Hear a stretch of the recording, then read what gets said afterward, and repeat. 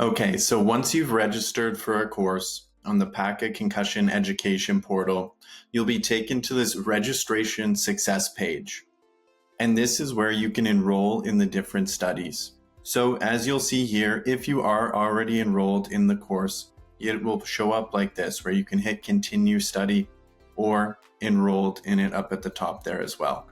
But if you're looking to enroll in a specific course for the first time, you'll actually go and hit this enroll now button. Once you hit that button, you'll be taken to the education module page. In this case, it's the sport values.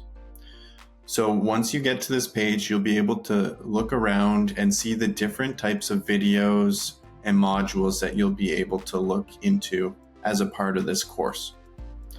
So once you're satisfied with the course and what you're going to be offered as a part of this module series, you'll hit this Take This Course button.